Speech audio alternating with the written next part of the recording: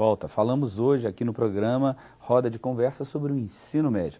Professor Ivanes, no bloco anterior estávamos discutindo sobre a questão do ensino noturno. Interrompi o senhor por conta do nosso tempo, por favor. A intenção é que realmente deve haver alguma modificação no ensino médio noturno, porque ele afeta demais o ensino médio como um todo. E aí, qual seria a principal mudança que nós poderíamos fazer? É realmente fazer a integração com a educação profissional, no caso de educação de jovens e adultos. Já existem programas, uma experiência dos antigos Cefetes com o ProEja. Né? ProEja. Então, eu acho que é importante incentivar isso daí. Por quê? Porque eu acho que o aluno ele poderia ter diversos itinerários, em que ao final de cada itinerário ele poderia ter um certificado que, se por acaso ele precisa sair da escola, ele tem alguma coisa para mostrar de que ele aprendeu algum nível de uma profissão. Então, isso é extremamente importante. A avaliação hoje que o ensino médio tradicional, ou pelo menos o que a gente está chamando de tradicional, ele não confere isso para o aluno. Ele sai como se nada tivesse. Ele nem pode conferir isso. A legislação não permite. Ela é a etapa conclusiva da educação básica, né?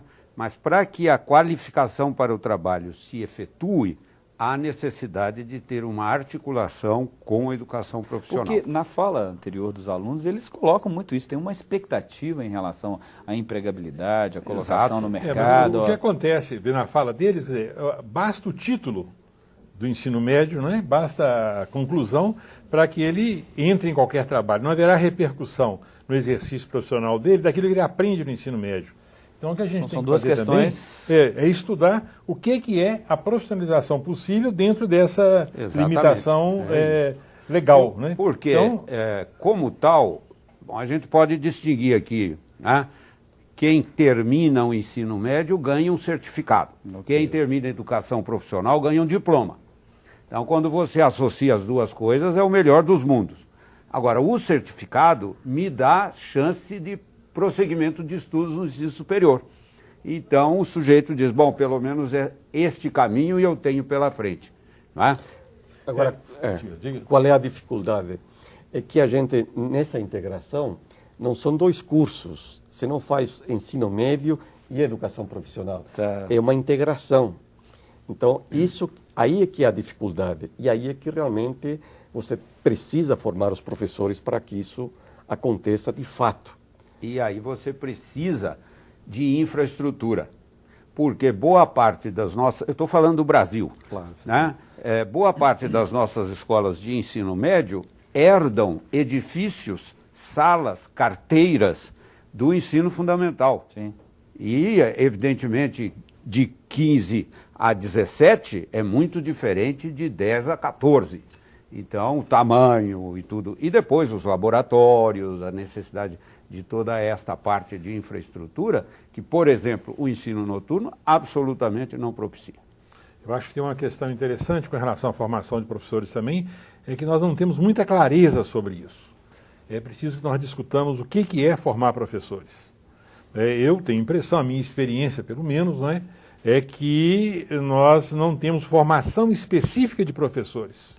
Então, eu tenho a impressão que valeria a pena a gente ter um contato, que é o que a Magistra, que é a escola que está fazendo, tem um contato com a sala de aula para aprender com o que está acontecendo, o que deve ser a estrutura de formação de professores. Eu tenho a impressão que a gente herdou talvez uma ideia de formação um pouco antiga, um pouco de formação em ciências humanas, mas me parece que a tecnologia da sala de aula, o cotidiano da sala de aula, não chegou numa etapa de formação ainda. Eu acho que é uma hora de escutar a sala de aula. Isso a Magistra tem feito bem. Isso, o que está acontecendo, professor, aí dentro?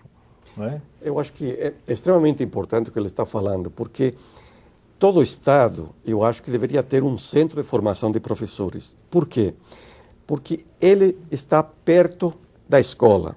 Ou seja, a escola tem um projeto político-pedagógico, que a Magistra já falou disso daí, onde deveria constar a formação do professor, dos professores daquela escola. Ou seja, a escola deve, no projeto político-pedagógico, deve dizer, nós queremos formar professores nisso, nisso e nisso. E aí, remeter para a Secretaria de Educação. A Secretaria de Educação, então, é que vai procurar ou uma universidade, ou, as enfim... parceiras para que ela possa implementar acontecer isso. Mas hoje em dia, o que nós temos é o seguinte, hoje o professor, ele quer fazer um curso de formação contínua, aí ele se matricula em qualquer curso. Autonomamente, não então, é sem que isso faça parte de um projeto mais amplo. A vontade individual é importante, mas a coletiva também é muito importante, principalmente para a escola. Então, eu acho que, por isso que eu defendo realmente que deve haver um centro de formação de professores em cada estado, para facilitar essa formação. Inclusive porque as mudanças, todas as mudanças que acontecem naquele estado, devem ser transmitidas diretamente aos professores. E a melhor forma é através de uma escola de formação. As mudanças que estão sendo agora feitas aqui em Minas Gerais, no ensino médio, se não tiver um centro, uma escola que está perto do professor, que fala diretamente com ele quais são essas mudanças, dificilmente vão chegar na sala de aula. Eu acho que essa posição do professor Ibanhes é mais ainda importante pelo desafio que vem pela frente. Qual é o desafio? A partir de 2016, por conta da Emenda Constitucional 59, todos os jovens de 15 a 17 anos deverão estar no ensino médio. E esse desafio já começou agora, porque essa universalização tem que chegar em 2016, porque aí é ou escola ou escola.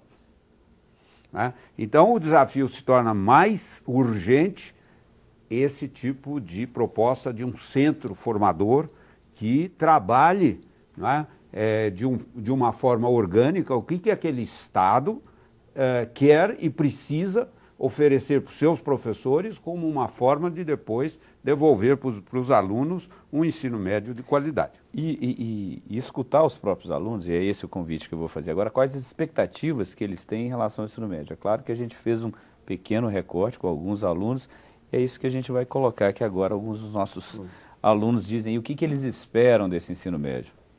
Então, eu acho que deveria ter mais o inglês, que é importante. Por exemplo, o Enem te cobra inglês, alguns cursos mesmo, eles te pedem o inglês. Então, é uma coisa que eu acho que a escola deveria, colocar mais, no conteúdo do aprendizado. Eu acho que o ensino médio teria que ser mais centrado nas matérias, porque, vamos supor, eu quero fazer teatro. Teria que ser mais focado para o lado do teatro. A pessoa quer fazer biologia, física, não sei. Ser mais focado no emprego que a pessoa quer. Seria melhor. Eu acho que devia ter um pouquinho mais de prática, principalmente nessas matérias de física e química, mas de teórico tá ótimo, em todas as outras matérias. A escola cobra muito que a gente seja perfeito, em questão de disciplina, em questão de nota, em questão de comportamento, em questão de tudo. E esquece de preparar a gente para fase adulta, mostrar como é que teria mesmo que ser. Preocupa em a gente ainda ser um ensino fundamental. O Ibanhes está me lembrando do primeiro bloco. O senhor disse, falou, olha, não é I nem ou. Aliás, não é ou, é I. Os alunos parecem que tem uma certa clareza. Eu acho que realmente a questão de línguas é fundamental. Né? Hoje é o diferencial. Qualquer aluno que sabe uma língua, ele realmente, é fundamental para o exercício de qualquer profissão. Mas o importante aqui é que não é o artes ou biologia, eles têm que aprender tudo, porque veja, nós estamos falando de educação básica. Então eles têm que aprender arte, têm que aprender música, que hoje é obrigado por lei, né? É música, tem que aprender biologia, tem que aprender matemática. É claro que para determinadas profissões ou para determinadas para atuar no mercado de trabalho, talvez você não precise tanta matemática como para ir para uma universidade, mas de qualquer forma é importante, é uma linguagem que é importante saber. Então, na educação básica você tem que ter o conteúdo das diversas disciplinas que tem e de uma forma mais amena, ou seja, de uma forma interdisciplinar, que é isso que é... Veja só, eu concordo também. Agora, é preciso a gente ter também em mente que o limite de aprendizagem, há um limite de aprendizagem, então isso pode ter um efeito perverso. Então, o que é que nossos alunos não devem aprender e estão aprendendo? Eu acho que a gente tem que levar um pouco essa conversa. Limite ancorado porque não é na possível. expectativa, na realidade, nas E depois é o possibilidades. seguinte, e num projeto também, porque os alunos reclamam muito, hoje são 13 disciplinas. É praticamente impossível isso aí. Então eu tenho a impressão, ou nós reformamos essa ideia do que deve ser ensinado, por exemplo, vamos pegar um caso, é aptidão para a linguagem? Aptidão para a linguagem resolve matemática, português e inglês? Então nós temos que inventar isso, porque nós acumularmos disciplinas, o meu receio é o efeito perverso. Então eu não sei que reforma a gente deve produzir, até do ponto de vista epistemológico, no conhecimento, né, para que a gente obtenha essa formação generalizada e que ela seja possível. Minha dúvida Como é que a gente tem essa. com o termômetro disso? O que e quem dá esse termômetro? Olha, se você trabalhasse por projeto, você pode ter um projeto onde diversos alunos, um grupo de alunos, podem estar trabalhando num determinado assunto que envolve várias disciplinas. Mas você pode estar trabalhando também com uma profundidade, com um nível de projeto diferenciado. Então, aí que você pode envolver alunos com maior interesse em exatas, por exemplo, ou que vão para a universidade, pode ter uma profundidade maior. Outros que pretendem ir para outra, pode ter o nível de profundidade, pode ser diferenciado. Por isso que eu acho que realmente o trabalho em projeto eu não digo que enfim, é a solução, mas que facilita muito. Sem dúvida. Agora, a gente tem que ver dois desafios aí. Nós estamos com um exame nacional, externo, e que não consulta aquilo que se passa nas bases. Então você tem um Enem que vem de fora, né, e que mede desempenho dentro daqueles padrões, etc. Como é que isso vai se casar com estes projetos? Né? Essa é uma primeira coisa que eu acho que a gente tem que pensar, e nesse sentido não dá para só o Estado resolver. Ele tem que se acertar com a União. Isso tem que ser uma dimensão política, né? Porque o Enem vem como um tufão aí em cima, um furacão, e ele acaba, por assim dizer, solapando as bases dessa natureza. Ah, mas e o Enem? E o Enem? E o Enem? Bom, esse é o primeiro problema que eu vejo, né, que precisa de uma mesa federativa para discutir isso aí. A outra coisa é que nós temos, seja para 13 disciplinas, seja para projetos, nós só trabalhamos com 4 horas aula. E isso é um problema da educação básica brasileira, né? Enquanto muitos outros países já avançaram na escola de tempo integral, nós ainda estamos tateando uma experiência aqui, algumas coisas ali, etc. Então isso diminui muito a capacidade, seja para trabalhar com projetos, seja para alargar um pouco o enriquecimento curricular. E são experiências que não, você percebe que não são experiências típicas da escola integral. É um arremedo para você utilizar o tempo no contraturno, né? Mas não é escola integral. Não é escola integral. Não é escola integral. Agora nós estamos na Câmara de Educação Básica, nós vamos discutir, realmente, vamos elaborar as diretrizes de uma escola integral. Porque o entendimento de uma escola integral, para cada um, é diferenciado. Então, acho que tem que ter uma norma para dizer qual é a qualidade realmente dessa escola integral. Acho que a gente deve voltar um pouquinho também a essa história de currículos mais flexíveis, mais flexibilizados. Isso é essencial. Se é verdade que vai chegar, e é verdade, já está chegando e vai chegar em maior quantidade um público novo, nós temos que conversar sobre o currículo. Que tipo de currículo é adequado a isso aí? Como é que você monta estruturas curriculares capazes de se tornar atrativas e de gerar bom desempenho nesse público? Não é um público que normalmente chega à escola. Eu acho que nós temos que produzir mais conhecimento intraescolar, né?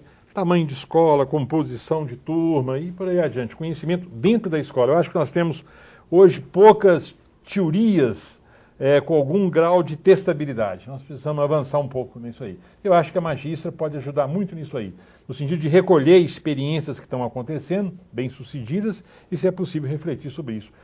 A minha impressão é que nós temos que produzir mais conhecimento intra-escola.